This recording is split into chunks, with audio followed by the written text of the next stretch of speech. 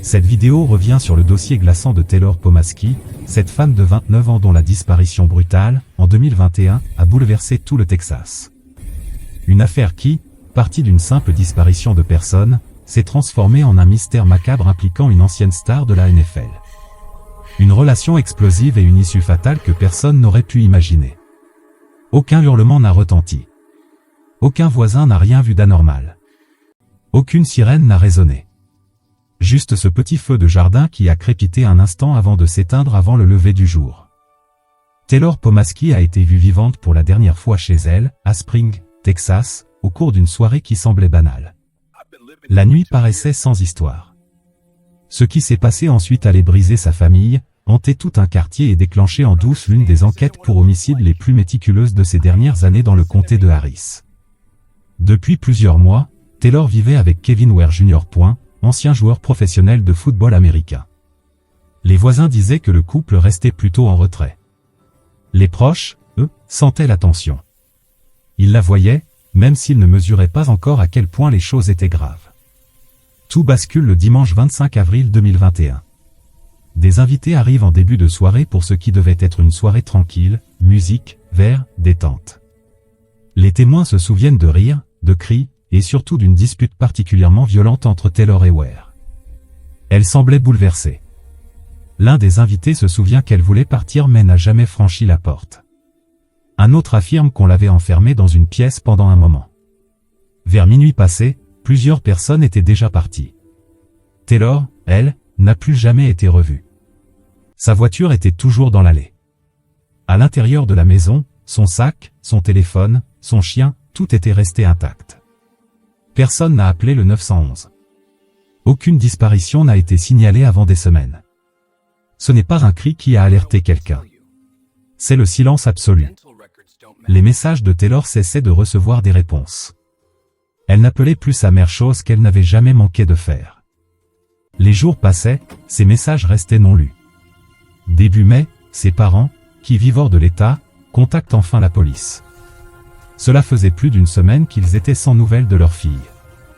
Le signalement initial est simple, une femme de 29 ans a disparu après le 25 avril, dernière fois aperçue au domicile de Stallion Brookland. Ce qui s'est passé reste flou. Les agents se rendent sur place pour un contrôle de bien-être. À première vue, rien d'anormal. Pas de sang, pas d'effraction, aucun signe qu'elle soit partie de son plein gré. Dans ce quartier pavillonnaire tranquille au nord de Houston, avec ses maisons en briques et ses pelouses impeccables, on remarque quand quelqu'un disparaît, mais il faut souvent qu'une voix s'élève pour que cela devienne officiel. Au début, la police pense que Taylor est partie volontairement. Non seulement son état physique est incertain, mais plusieurs personnes avaient évoqué les tensions dans son couple. Les enquêteurs consultent les interventions précédentes, un incident retient l'attention. Quelques semaines avant la soirée, un appel pour violence conjugale avait été enregistré. Elle avait confié à une amie qu'elle avait peur. Elle n'avait jamais porté plainte officiellement. L'un des premiers éléments qui intrigue les enquêteurs, l'absence totale d'activité numérique.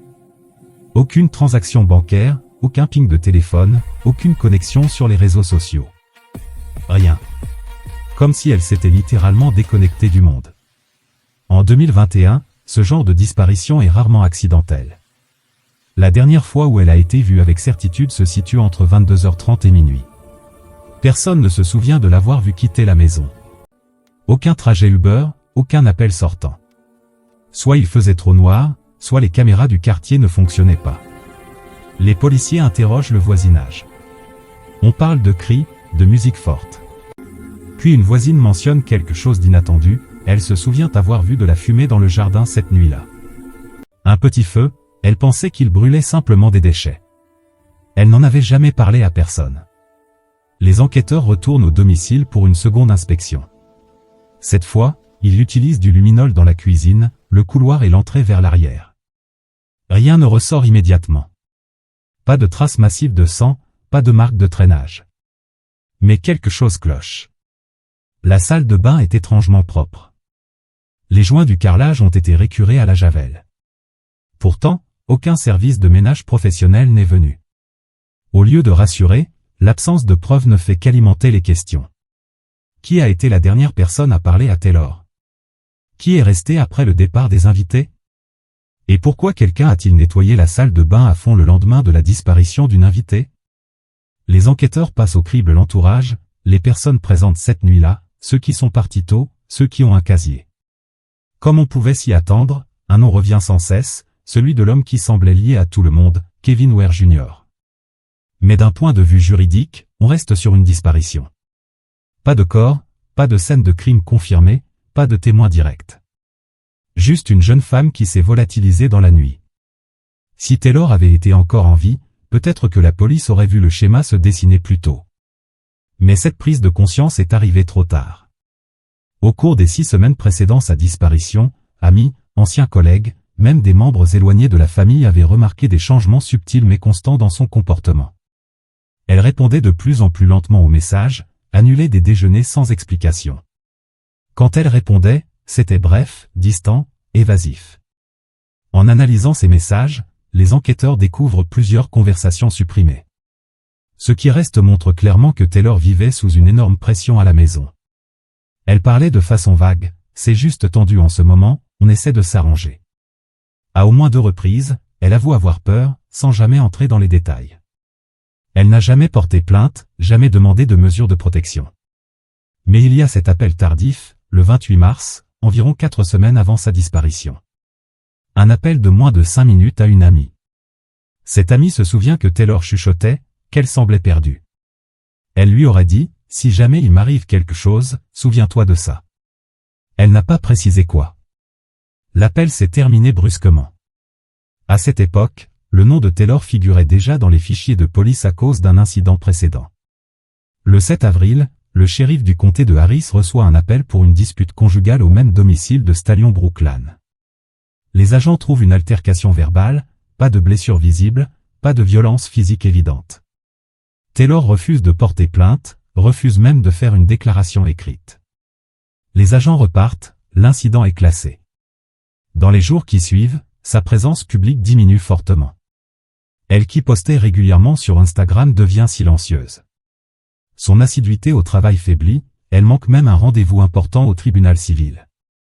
Inhabituel pour quelqu'un que ses collègues décrivaient comme ponctuel et fiable. Il n'y avait pas un seul gros drapeau rouge, mais une accumulation de petits signaux. Plus tard, l'analyse de ses emails et de son téléphone révèle un brouillon récurrent dans Gmail. Le sujet, au cas où vous auriez besoin de savoir. À l'intérieur, une phrase, « Je ne me suis pas évaporé du jour au lendemain. » Le reste est vide, sauf une dernière ligne, « On m'a poussé. » Les analystes médico-légaux ne parviennent pas à récupérer les versions précédentes ni à vérifier si le message a été envoyé. Il est resté là, dans les brouillons, jamais supprimé, jamais envoyé. Des experts en comportement sont appelés pour évaluer les facteurs de risque de Taylor.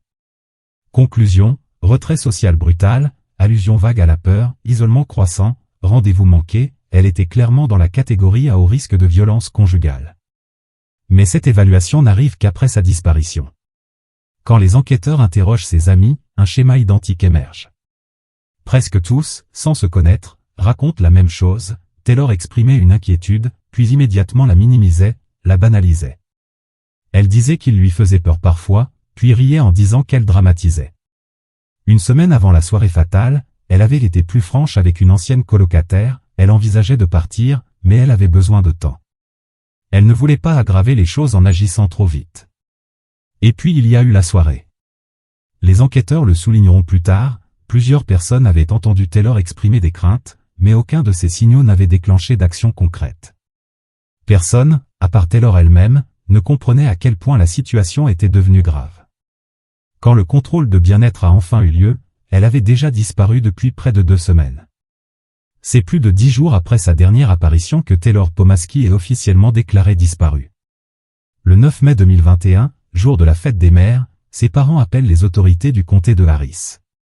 Plus d'une semaine sans nouvelles, sans message, sans appel, sans même un poste pour sa mère. Ce silence déclenche l'alerte. 2 agents se rendent au domicile. La maison est fermée à clé, sa voiture toujours là. Aucun signe d'effraction. Le propriétaire des lieux dit que Taylor est partie à pied après une dispute, qu'elle n'est pas revenue. Mais quand on lui demande ce qu'elle portait, à quelle heure exacte, où elle allait, les réponses restent floues. Le contrôle est classé comme non criminel. Les agents repartent. Il faudra encore 5 jours pour que le nom de Taylor soit inscrit dans la base nationale des personnes disparues. Ce délai, bien que légal, va gravement compliquer l'enquête. Quand les enquêteurs commencent enfin à ratisser le quartier, les vidéos de surveillance des maisons voisines, des commerces et des feux de circulation ont déjà été écrasées. La catégorie « disparition d'adultes » limite les moyens alloués. Pas d'alerte Amber, pas de battu, pas d'interrogatoire formel au-delà du cercle proche. Pourtant, certains détectives s'inquiètent déjà. Taylor n'avait jamais fugué, n'avait aucun problème judiciaire en cours, et son compte bancaire était totalement inactif. Son téléphone n'avait plus émis depuis le 25 avril et ne captait plus aucun réseau éteint, détruit ou hors de portée. En droit texan, comme dans beaucoup d'États, un adulte a le droit de disparaître volontairement tant qu'il n'y a pas de preuves évidentes de crime. Cela change quand les enquêteurs revisionnent la vidéo de la caméra corporelle de l'appel du 7 avril. 18 jours avant la soirée, on voit brièvement Taylor. Elle parle doucement, reste figée, et évite le regard des agents. Quand un adjoint lui demande directement si elle se sent en sécurité, elle marque une pause, hoche la tête sans un mot. Elle n'a pas porté plainte. L'homme impliqué reste hors champ. Ce soir-là, l'affaire est classée. Revoir cette vidéo en sachant ce qui s'est passé ensuite lui donne une toute autre gravité. Ce qui semblait être une simple dispute conjugale apparaît désormais comme un signal d'alarme manqué. En mai, les enquêteurs obtiennent un mandat pour accéder à l'historique de recherche Google de Taylor.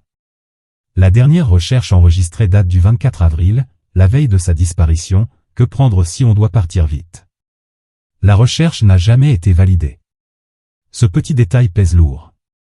Elle envisageait de fuir rapidement, ou pensait qu'elle pourrait en avoir besoin. L'absence totale d'activité numérique après sa disparition rend l'enquête encore plus difficile. Même quand les adultes veulent disparaître, ils laissent presque toujours une trace achat, trajet, signal GPS passif. Taylor, rien. Son compte mail reste fermé. Aucune tentative de réinitialisation de mot de passe, aucun signe que son numéro ait été réutilisé. Un voisin, lors du porte-à-porte, mentionne un détail étrange. Dans les jours suivant la soirée, le chien de Taylor, habituellement à l'intérieur, errait seul dans le jardin. Il pensait simplement que les propriétaires étaient partis pour le week-end. Pris séparément, aucun de ces éléments n'est alarmant. Mais mis bout à bout, le tableau change. Le problème, c'est qu'au moment où les enquêteurs commencent à assembler les pièces, les preuves cruciales ont déjà disparu. Les poubelles ont été ramassées 2 fois, les vidéos de la station-service la plus proche ont été écrasées. Plusieurs numéros appelés récemment par Taylor sont désormais désactivés ou réattribués. Les enquêteurs demandent les données cellulaires de tous les téléphones ayant borné dans un rayon de 500 mètres du domicile entre 21h et 3h du matin. Le traitement de ces données prendra des semaines. Dans une note interne, un détective écrira plus tard, « On n'a pas raté la fenêtre. On ne savait pas qu'il y en avait une. » En juin, l'affaire est officiellement reclassée de disparition volontaire à disparition suspecte. Avec plus de moyens, liaison homicide, experts médico-légaux, accès élargi aux données de géolocalisation. Toujours pas de scène de crime physique, pas de sang, pas d'armes, pas de confession. Juste une femme disparue, des déclarations incohérentes et un soupçon grandissant que quelque chose d'irréversible s'est produit. En juin 2021, les notes internes ne parlent plus de personnes disparues. Malgré l'absence de corps, l'affaire est désormais considérée comme un homicide présumé. Ce changement ne vient pas d'une confession ou d'un témoin. Il vient de ce que les preuves ne montrent pas. La première grande étape, retourner au domicile pour une recherche approfondie. La première fouille, en mai, était visuelle, avec consentement, sans rien trouver d'évident. Mais de nouvelles données numériques confirment que Taylor n'a plus touché à son téléphone ni à ses comptes depuis le 25 avril. Couplé aux signaux comportementaux, cela suffit pour autoriser une équipe médico-légale à examiner la maison avec des moyens plus poussés. Objectif précis, rechercher des résidus chimiques, des accélérants, des traces biologiques ou des modifications structurelles inhabituelles. Il commence par la salle de bain principale. Les joints de carrelage ont été récurés avec agressivité. Les tests révèlent des traces d'agents oxydants puissants ou de javel ou ammoniac. Rien d'anormal en soi, sauf que des échantillons prélevés dans les interstices contiennent des traces microscopiques de protéines sanguines humaines. L'ADN correspond à Taylor. Quantités infimes, invisibles à l'œil nu, mais que même la javel n'a pas totalement effacé. Pas assez pour prouver qu'un homicide a eu lieu là, mais assez pour reclasser le lieu comme potentiellement lié à un acte criminel. Motivés par le témoignage du feu dans le jardin, les enquêteurs passent aussi l'arrière-cour au peigne fin. Au premier abord, rien d'anormal, les feux de jardin sont courants au Texas. Mais cette fois, c'est différent. Des échantillons de terre sont prélevés sur une zone brûlée près de la clôture. Malgré les pluies récentes, la végétation n'a pas totalement repoussé. L'analyse révèle des hydrocarbures aromatiques polycycliques, HAP, sous-produits de combustion de matière organique, ainsi que des marqueurs chimiques typiques de la combustion de fibres synthétiques vêtements, tissus d'ameublement. Surtout, des taux élevés de phosphate de calcium, libérés lors de l'incinération d'os ou de tissus. Ces résultats n'excluent pas totalement un feu de déchets classique, mais les rendent très improbables. Le timing, l'absence de déclaration de feu ou de permis, tout pointe vers une tentative de destruction de matière biologique. Aucun fragment d'os ou de dent intact n'est retrouvé, mais la combinaison des éléments est éloquente. Les fibres de moquette prélevées dans le couloir menant à la porte arrière sont envoyées à un autre laboratoire. La moquette comporte 2 couches, une récente posée par-dessus une plus ancienne. Dans le rembourrage de la couche inférieure, des fibres anciennes contiennent des marqueurs sanguins correspondant à l'ADN de Taylor.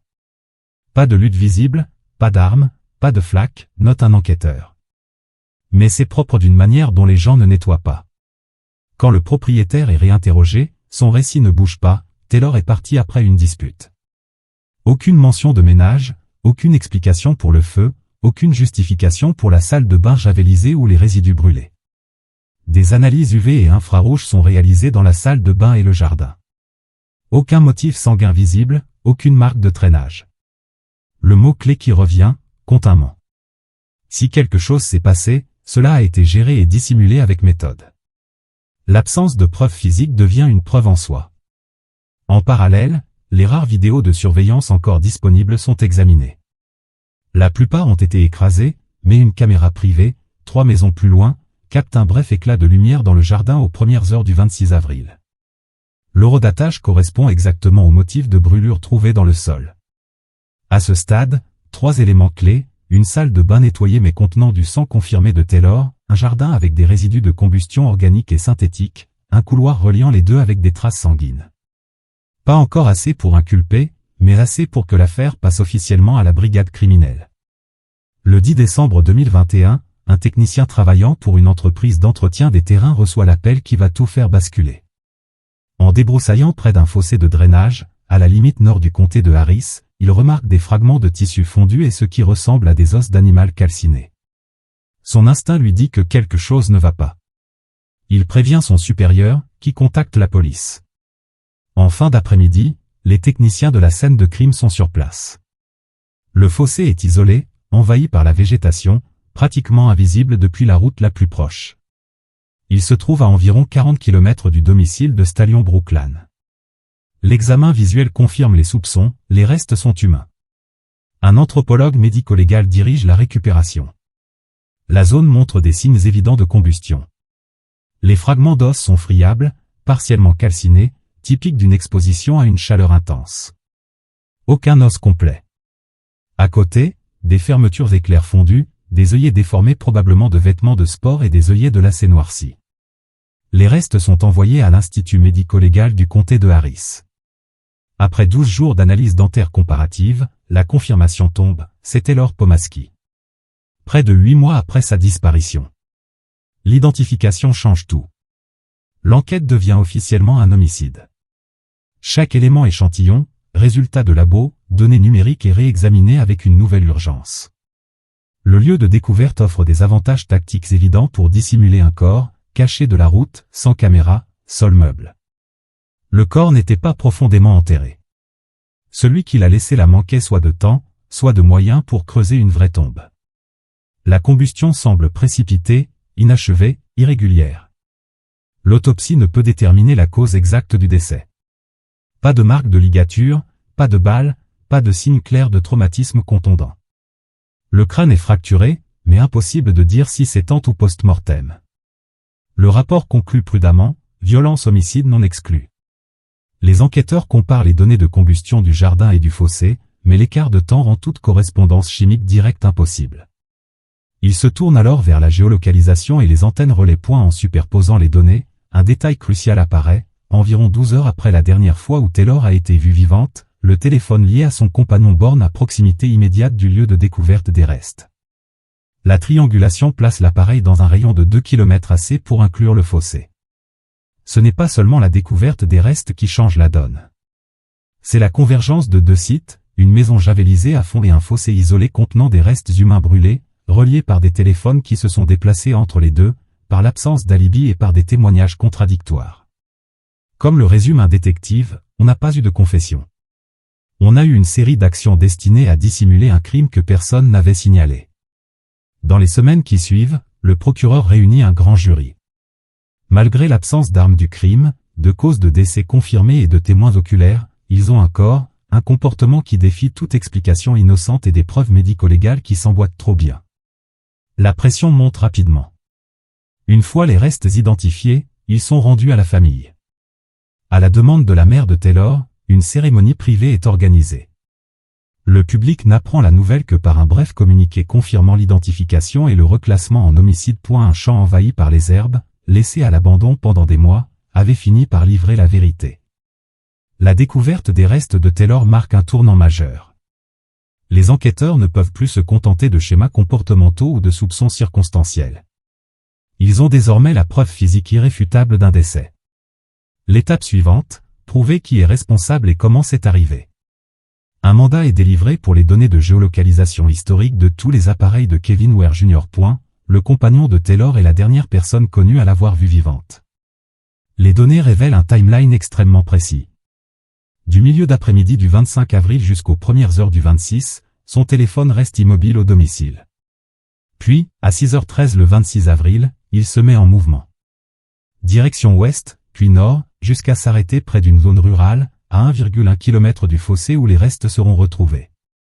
L'appareil reste sur zone 22 minutes avant de repartir par le même chemin. C'est la seule fois en plusieurs mois que le téléphone se rend là-bas. Seul, ce point GPS ne suffit pas à inculper. Mais sans explication alternative et avec des résidus de combustion aux deux endroits, ce stop devient l'encre du timeline de l'accusation. Les témoins de la soirée du 25 avril sont réentendus. Certains refusent de reparler, d'autres répètent leurs déclarations. Tension, Taylor visiblement bouleversé. L'un d'eux se souvient soudain d'un détail, derrière une porte fermée, la dispute avait dégénéré. Un autre dit avoir vu le propriétaire, le lendemain matin juste après le lever du soleil, nettoyer la terrasse arrière au Karcher. Au même moment, des informateurs en prison commencent à parler. En détention provisoire pour des affaires de drogue et d'armes sans lien, Kevin Ware aurait été entendu prononcer des phrases vagues sur « s'être débarrassé d'un problème » et « avoir bien nettoyé ». Rien de direct, mais plusieurs détenus rapportent des propos similaires. Mi-2022, le bureau du procureur finalise sa stratégie d'inculpation. Malgré l'absence d'armes, de confessions ou de témoins directs, le poids combiné des preuves numériques, médico-légales et comportementales est écrasant. Le grand jury se réunit pour la première fois le 26 juillet. Les procureurs présentent les données cellulaires plaçant Ware près du lieu de dépôt, les analyses montrant des résidus chimiques et de combustion similaires entre le jardin et le fossé, les traces de sang de Taylor dans la maison, les témoignages incohérents, les preuves de nettoyage post-soirée et les déclarations de codétenus. Le 28 juillet, le grand jury rend son verdict, inculpation pour meurtre et profanation de cadavres. Kevin Ware est immédiatement transféré de la détention fédérale à la prison d'État. Son équipe juridique nie tout en bloc, affirmant qu'il n'existe aucune preuve directe et que l'affaire est alimentée par la pression médiatique. Le tribunal prononce une détention sans caution. L'une des découvertes les plus accablantes viendra d'une application de messagerie chiffrée retrouvée sur un second téléphone du suspect. Bien que l'appareil ait été réinitialisé en usine, les techniciens récupèrent des fragments de données effacés dans la mémoire cache. Parmi eux, une phrase glaçante, « c'est fait, exactement comme prévu ». Pas d'horodatage précis, pas de destinataire visible, pas de contexte certain. Mais le message apparaît dans la mémoire à l'époque de la disparition de Taylor. Des questions cruciales restent sans réponse, la cause exacte du décès, le temps pendant lequel le corps est resté dans la maison, l'éventuelle complicité d'une autre personne. Mais à ce stade, les fondations du dossier sont solides. Un procureur le décrit comme « la convergence d'anomalies indépendantes, des petits éléments qui, seuls, ne veulent rien dire, mais qui, ensemble, racontent une histoire irréfutable ». Le suspect est inculpé et attend son procès. Les investigations de terrain s'arrêtent. L'équipe se concentre sur la préparation du procès. La famille de Taylor est informée en privé. Le procureur appelle lui-même la mère. Le seul communiqué public est simple: nous pensons que la voix de Taylor est enfin entendue. Avec l'inculpation, l'enquête entre dans sa phase finale, reconstituer les événements entre la dernière apparition connue de Taylor et la découverte de ses restes partiellement brûlés, 8 mois plus tard, dans un fossé rural. Il y a une fenêtre étroite de moins de 12 heures. D'après les témoignages, les données mobiles et les analyses médico-légales, Taylor a été vue vivante pour la dernière fois vers 23h45 le 25 avril. Entre ce moment et 6h15 le lendemain matin, plusieurs événements critiques se sont très probablement enchaînés: le décès, une tentative de nettoyage, une combustion partielle des restes, leur transport et leur abandon. En partant du dernier ping du téléphone du suspect, les enquêteurs identifient un arrêt bref dans une zone rurale du nord du comté, l'endroit même où les restes seront retrouvés. Les 22 minutes passées sur place suggèrent un abandon précipité plutôt qu'un enterrement planifié. Dans la maison, les traces microscopiques de sang dans les joints de la salle de bain, sans flaque ni projection, laissent penser que la pièce a servi à traiter du matériel biologique. L'analyse chimique montre une concentration élevée d'agents oxydants appliqués 24 à 48 heures après la disparition. L'inspection des canalisations révèle des résidus anormaux dans les siphons, des fragments de tissu trop dégradés pour un test ADN, mais compatibles avec de la matière organique en décomposition. Dans le couloir menant à la porte arrière, aucune marque visible, mais une faible signature d'hémoglobine dans le rembourrage de la moquette. Un médecin légiste consulté indique que, si la victime est morte ou a été neutralisée dans la salle de bain, le chemin le plus rapide pour sortir le corps passe par ce couloir et la porte arrière. Les analyses de sol du jardin confirment la présence de HAP et de phosphate de calcium, les mêmes composés que dans le fossé. Les enquêteurs pensent que la tentative initiale de destruction a commencé dans le jardin, mais a été abandonnée odeur, manque de discrétion ou manque de temps. Cette hypothèse mène à un examen plus poussé de l'activité numérique du suspect. Les métadonnées de fichiers effacés sur son second téléphone montrent des échanges chiffrés entre 3h15 et 5h du matin le 26 avril avec un individu connu des services de police et proche de son cercle. Les messages s'arrêtent net à 5h04. Peu après, le téléphone du suspect passe hors ligne. Un anthropologue médico-légal analyse l'état des restes, certains os sont totalement calcinés, d'autres presque intacts. L'absence de fractures thermiques sur les articulations indique un feu ouvert irrégulier compatible avec un feu de jardin improvisé plutôt qu'une incinération contrôlée à haute température. Pour boucler le timeline, les enquêteurs s'appuient aussi sur l'analyse comportementale. Le suspect n'a jamais appelé les secours, n'a jamais signalé la disparition de Taylor, a ignoré les appels et messages de sa famille et de ses amis. Un dernier détail subtil mais déterminant, une caméra de voisinage capte, sans image, le bruit d'une portière qui claque et d'une voiture qui démarre à 6h05 précise exactement dans la fenêtre où le téléphone du suspect commence son trajet vers le fossé. La reconstitution finale superpose toutes ces couches: déplacement, résidus chimiques, traces biologiques dégradées, métadonnées. Pas de moment unique décisif, mais une chaîne d'événements limpides: confrontation, violence, nettoyage, tentative de destruction ratée, abandon final. La théorie n'a pas besoin de mobile clair. Elle repose sur l'opportunité, l'accès, la dissimulation et le contrôle tous présents. Le 28 avril 2023, près de 2 ans après la disparition de Taylor Pomaski à Spring, au Texas, l'affaire se conclut sans procès. Kevin Ware Jr. Ex-tight end NFL et dernier connu à avoir vu Taylor vivante, plaide coupable pour meurtre et profanation de cadavres. Il écope de 30 ans de prison ferme. Pas de jury, pas de témoin à la barre. Juste des documents, puis le silence. Le choix d'un accord de plaider coupable n'a pas été pris à la légère. Malgré le poids écrasant des preuves circonstancielles et médico-légales, l'accusation n'avait toujours pas de cause de décès établie, pas d'armes, pas de confession enregistrée, pas de témoin direct du meurtre. Face au risque d'un non-lieu ou d'appel interminable, les procureurs optent pour un accord garantissant une condamnation. En échange, la défense renonce à tout appel et accepte une peine concurrente. L'audience de prononcé de sentence est brève. La famille de Taylor, présente mais muette, refuse de faire une déclaration de victime. Le bureau du shérif du comté de Harris clôt officiellement l'affaire. Le jour même, un court communiqué annonce la condamnation. Aucun détail supplémentaire. Pour les enquêteurs qui ont travaillé plus d'1 an et demi sur le dossier, le résultat n'est pas une question de closure. C'est une question de fait. Certaines questions restent sans réponse. Des semaines avant sa mort, Taylor avait appelé la police. Elle avait confié à ses amis qu'elle avait peur. Sa relation montrait tous les signes d'un couple à haut risque, mais rien n'avait déclenché d'intervention immédiate. Avec le recul, beaucoup de signaux passés inaperçus auraient pu sauver sa vie. L'appel du 7 avril, les rendez-vous annulés, le silence soudain. Pris séparément, rien d'alarmant, ensemble, un schéma évident trop tard. L'histoire de Taylor n'est pas unique. Partout aux États-Unis, le système judiciaire peine à protéger les femmes dans des relations abusives quand il n'y a ni blessure visible ni plainte formelle. Son cas est devenu l'un des nombreux exemples tragiques où les alertes précoces n'ont pas suffi à déclencher une protection légale.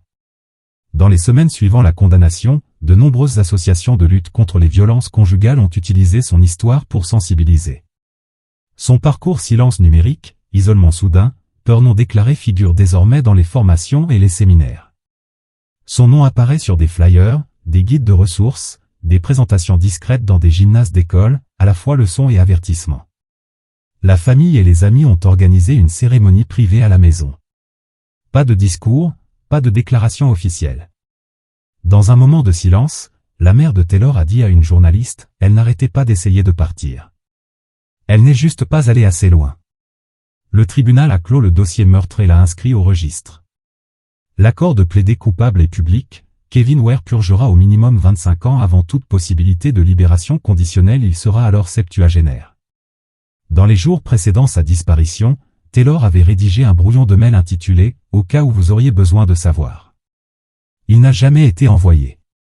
Une seule ligne n'a pas été effacée, je ne me suis pas évaporé du jour au lendemain. En dessous, une deuxième phrase, comme un murmure dans le noir, on m'a poussé. Le système a fini par écouter, mais bien trop tard. Si cette affaire vous a captivé, n'oubliez pas de liker la vidéo et de vous abonner à la chaîne. Nous postons une affaire criminelle chaque soir. D'ici là, restez vigilants, restez prudents.